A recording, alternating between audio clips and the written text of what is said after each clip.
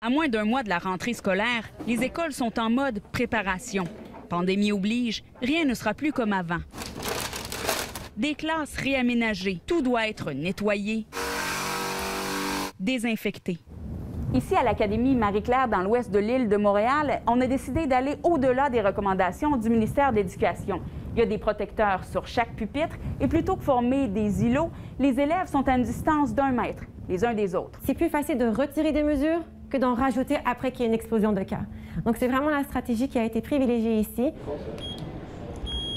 Cette école a même décidé de prendre la température de tous ceux qui entrent dans la bâtisse, incluant les élèves. Les enseignants sont inquiets. Nous sommes tous inquiets. C'est un moment vraiment difficile dans la vie de tout le monde. Les derniers foyers d'éclosion qui ont touché les jeunes dans les camps de jour, par exemple, sont loin de rassurer les parents. Quand ça va commencer en septembre, les écoles vont aussi avoir beaucoup de cas et je pense que beaucoup de personnes vont vouloir rester à la maison. Et moi, ça m'inquiète énormément. Je suis le genre de parent qui préférait les avoir à la maison. Même son cloche chez les enseignants. Alors que le virus évolue, trop de questions restent sans réponse. Il y a une nouvelle réalité sociale qui est arrivée, le port des masques pour tout le monde. Donc, même si on sait qu'on ne peut pas donner les mêmes directives à une école qui a 40 élèves versus une école qui a 1000 élèves, ça nous prend des directives claires. Le ministère de l'Éducation est en étroit travail avec nous.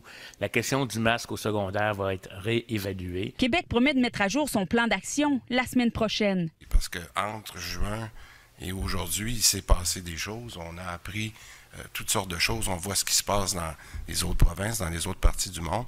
Bénédicte Lebel, TVA Nouvelles, Kirkland.